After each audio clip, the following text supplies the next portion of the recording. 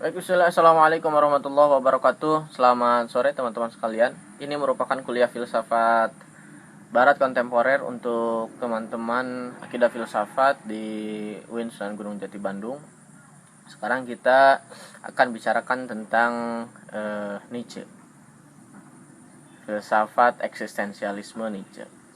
Jadi kemarin kita sudah bicara tentang Kierkegaard, tentang 3 fase yang Kierkegaard tawarkan, sekaligus juga yang Kierkegaard analisa dari realitas bahwa manusia itu ada dalam salah satu 3 fase itu. Tinggal manusia atau orang-orang pilih yang mana yang merupakan fasenya, gitu ya. Hanya saja di sana ada penekanan Kierkegaard bahwa fase yang paling utama adalah fase religius, di mana seseorang jika ingin mengejar keutamaan, jika ingin mengejar filosofi atau kebijaksanaan, yang mana kebijaksanaan ini menuntun pada kebahagiaan yang kekal tentu saja dalam perspektif religius, ya. Karena Kierkegaard ini nuansanya sangat kental sekali dengan religiusitas. Kebahagiaan yang kekal itu hanya bisa diraih melalui lompatan religius, itu bahwa Tuhan akan selalu siap untuk menerima manusia dalam keadaan apapun. Dan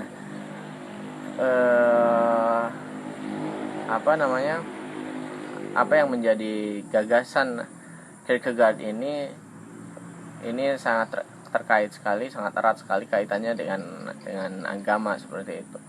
Jadi manusia kalau mendapati kehidupan ini dalam keadaan tidak baik, penuh dengan keputusasaan, penuh dengan penderitaan dan hal-hal yang membuat diri kita senantiasa dalam keadaan gelisah, maka salah satu hal yang bisa dilakukan oleh orang adalah pergi untuk menyeberang ke dalam ke dalam lautan ketuhanan atau lompatan ke dalam keimanan, katakanlah seperti itu. Nah, dalam keimanan atau dalam dalam keyakinan atas Tuhan, semua permasalahan diandaikan bisa selesai. Sekalipun tentu saja ini bukan tanpa kritik, gitu ya. Kritiknya adalah bahwa orang akan orang akan beragama secara buta. Orang akan meninggalkan 2 fase sebelumnya, fase estetis dan fase etis, gitu ya. Orang akan meninggalkan tatanan sosial, yang tatanan sosial ini pada faktanya itu berisi manusia-manusia yang beragam. Kemudian manusia akan meninggalkan atau bahkan menganggap sama sekali buruk aspek atau tahap estetis, di mana di sini tentu saja yang kita kenal dalam tahapan ini adalah penuh dengan kesenangan badania, seperti itu. Nah, sekarang kita bicara tentang Nietzsche. Nietzsche ini merupakan salah satu filsuf eksistensialis, yang mana gagasan utama dari Nietzsche adalah yang mengemuka ke permukaan adalah nihilisme. Nietzsche kemudian tapi ada hal-hal yang kemudian Nietzsche bisa dianggap sebagai salah seorang eksistensialis yang seringkali disalahpahami, terutama berkenaan dengan gagasan Habermas atau manusia unggul atau adi manusia, gitu ya. Nah, Nietzsche ini bicara tentang nihilisme. Apa itu nihilisme? Nihilisme adalah satu kondisi yang dihadapi oleh manusia, di mana manusia ini tidak lagi bisa mengharapkan segala sesuatu kecuali dirinya sendiri, gitu ya. Kecuali apa yang tersisa dari dirinya. Manusia tidak bisa mengandalkan sistem agama, manusia tidak bisa mengandalkan sistem negara, yang terutama sistem negara terbukti gagal untuk memberikan jaminan kemanusiaan, bahkan seperti itu. Sistem agama juga demikian, sistem sosial etik juga demikian, gitu ya. Maka ketika manusia dihadapkan pada satu persoalan eksistensial, apa yang akan dia lakukan? Kata Nietzsche, tidak ada yang bisa dilakukan oleh seseorang di hadapan persoalan eksistensial kecuali dia melakukan tindakannya yang didasarkan oleh dirinya sendiri, gitu ya. Kalau kita lihat misalkan salah satu kitab yang sering dirujuk di sini adalah Tuspuk Zarathustra atau Zarathustra. Kemudian salah satu kitab Nietzsche yang termasuk itu masyhur itu adalah Antichrist, kemudian Beyond Good and Evil, Evil ya. Kemudian dan terutama gagasan filsafatnya Nietzsche ini nuansanya itu aforistis, gitu ya. Nah, jadi Nietzsche ini berfilsafat tapi menggunakan bahasa-bahasa perumpamaan, aforisma. Gitu. Kenapa Nietzsche menggunakan ini? Kita lihat latar belakang Nietzsche. Nietzsche sangat menekuni sekali bidang filologi, seperti itu. Dia ahli bahasa, dia profesor bahasa kalau saya tidak keliru. Disertasinya juga bicara tentang filologi, gitu ya. Nah, di sana Nietzsche ingin menjernihkan bahasa dari kontaminasi sosial, gitu ya. Sebelum nanti kemudian kita bicara tentang di filsafat posmo, kita akan ketemu Derrida, gitu ya. Tapi saya kira kalau kita refleksikan menggunakan Nietzsche juga berusaha untuk menjernihkan bahasa filsafat, menggunakan aforisme. Bagaimana caranya? Bahasa filsafat seringkali sudah terkontaminasi oleh, katakanlah abad pertengahan di Eropa itu, terutama dalam hal teologi. Itu mereka teologinya abad pertengahan itu menggunakan term-term filosofis. Bukan keliru, tapi seringkali orang menganggap bahwa filsafat adalah teologi, sebagaimana teologi adalah filsafat. Ketika orang berfilsafat itu sama dengan orang berteologi, dan ketika orang berteologi itu sama dengan berfilsafat. Ini sama dengan persoalan di abad pertengahan di Ibnu Sina ketika masuk ke dalam Imam Al-Ghazali, ketika bergeser ke Imam Al-Ghazali. Itu pada saat itu orang menganggap bahwa berfilsafat itu bisa mengganggu tatanan teologis, gitu ya, yang tentu saja dianggap berteologi. Kemudian di sisi lain juga ketika orang berteologi, gitu ya, sedang ngomongin akidah, gitu ya, yang ngomongin doktrin agama, itu dianggap sedang berfilsafat. Padahal ini adalah dua hal yang bisa didudukkan, dua hal yang berbeda, yang saling yang saling berkorelasi satu sama lain. Tapi dua hal yang berbeda, tapi bukan berarti tanpa korelasi, dan bukan dua hal yang berbeda yang saling bertentangan, yang saling berkorelasi. Yang sayangnya seringkali orang menganggap bahwa korelasi ini bersifat sinonim. Itu ya, paham ya? Seringkali korelasi ini bersifat sinonim. Jadi anggapannya bahwa filsafat itu agama, katakanlah sederhananya seperti itu. Filsafat adalah agama dan agama adalah filsafat, padahal tidak demikian.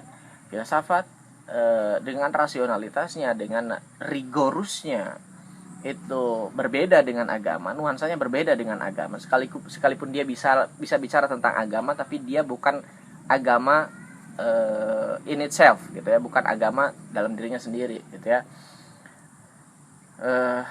Demikian juga dengan agama. Ketika agama dibahaskan secara filosofis, bukan berarti agama ini menjadi filsafat, atau bukan berarti doktrin ini adalah doktrin filosofis. Dia adalah doktrin agama, gitu. Maka Nietzsche, salah satu upaya Nietzsche menurut pembacaan saya yang besar kemungkinan sangat dangkal, Nietzsche itu berusaha untuk menjernihkan bahasa filsafat yang telah terkontaminasi. Terutama kita lihat misalkan Hegel, kita lihat misalkan katakanlah para filsuf sebelumnya yang kita mulai dari pembahasan ini ya. Kita lihat Hegel, kita bahkan sebelumnya bicara tentang Kierkegaard, bicara tentang agama. Nietzsche berangkat lebih jauh lagi daripada Kierkegaard. Kierkegaard masih melihat bahwa di dalam jantung sebuah agama, manusia masih bisa berharap di dalam jantung sebuah agama. Tapi Nietzsche berangkat lebih jauh lagi. Fakta sosial mengatakan bahwa agama tidak bisa dijadikan sebuah patokan yang fix untuk menyelesaikan persoalan eksistensi manusia. Seringkali anekdotnya seperti ini. Ada orang lapar.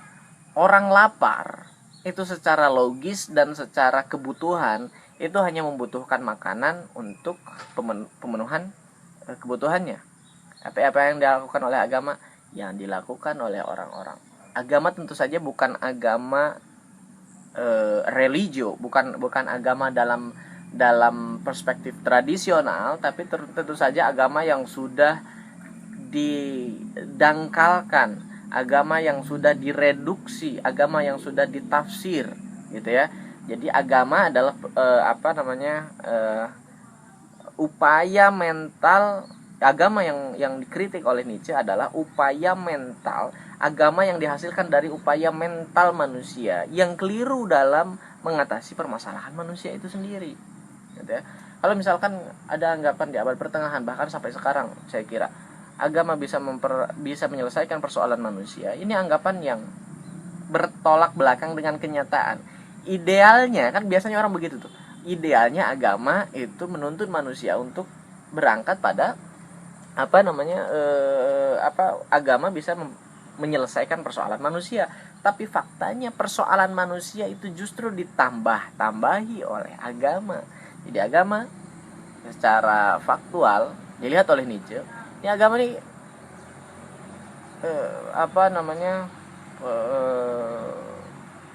sebelum kita ke Marx ya, kita lihat juga di Marx. Di Marx sendiri kan kita lihat ya, adagiumnya itu adalah agama adalah candu, gitu ya. Ini secara sosial. Kemudian Nietzsche juga di sini kita lihat bahwa di dalam Nietzsche agama itu dilihat sebagai suatu persoalan tersendiri di hadapan eksistensi manusia. Gitu. Jadi kata Nietzsche, ini yang menjadi adagium besarnya Nietzsche, God is tot. Tapi saya nggak tahu gimana spellingnya ya dalam bahasa Jerman. God is tot. God bleibt tot und wir haben ihn getötet.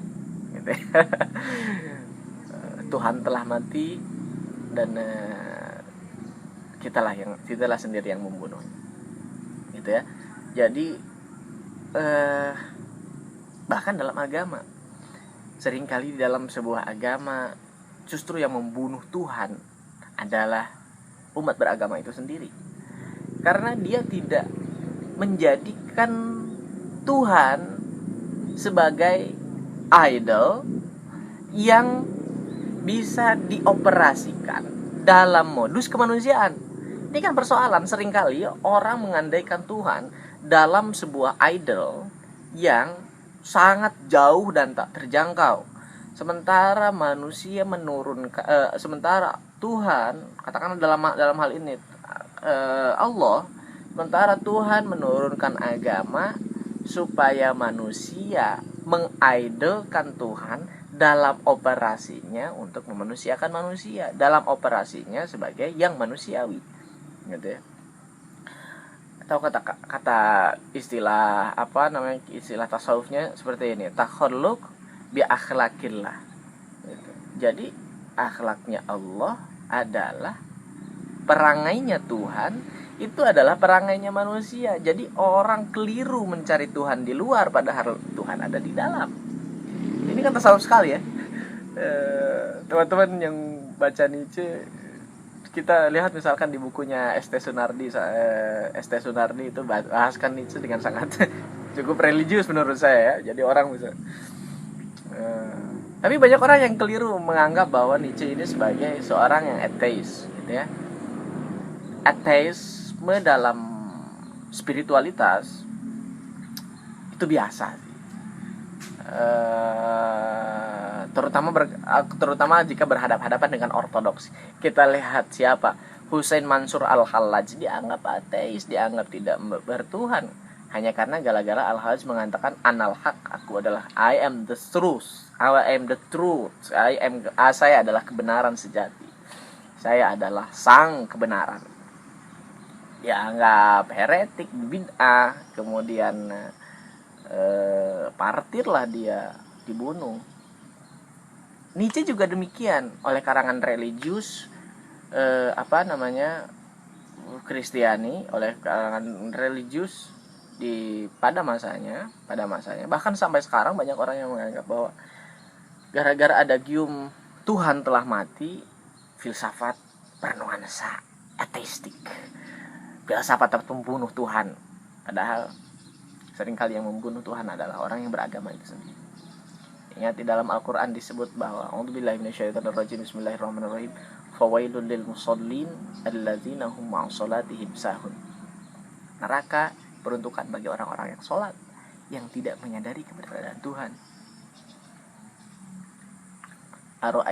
Kita mulai dari awal. Ara'aita alladzi yukadzibu biddin. Jadi fadzalikal ladzi yad'ul yatim wala yakhuddu 'ala ta'amil miskin fawailul lil musallin. Jadi orang yang beribadah tapi tidak menyadari bahwa di sana ada Tuhan dan seluruh konsentrasinya harus ditujukan pada Tuhan, di mana Tuhan ini adalah Tuhan yang bisa kita terapkan untuk memanusiakan manusia, untuk memakmurkan bumi, untuk menjadikan manusia yang lain sebagai saudara, memberantas ketidakadilan,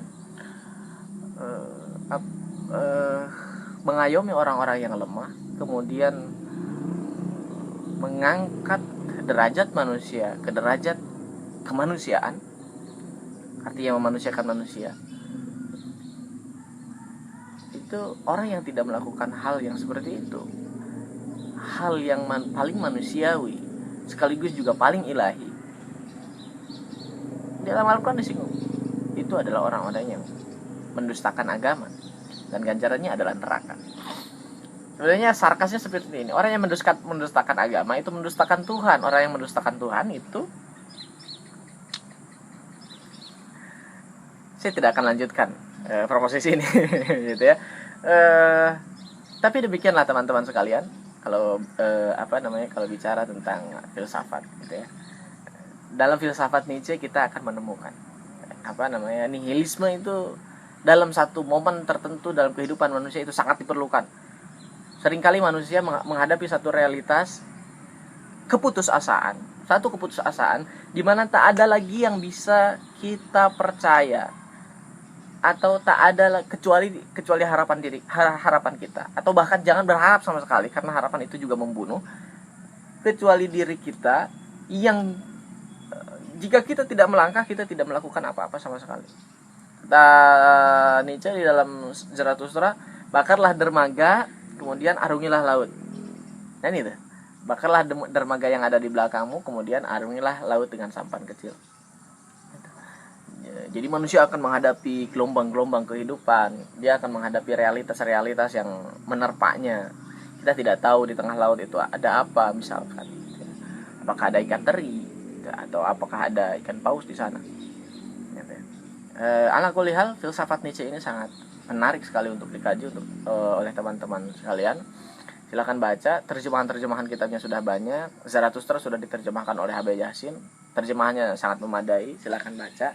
Tapi seperti catatan guru saya dulu ketika saya sendiri baca Nietzsche di semester awal kuliah, semester 2 apa berapa gitu.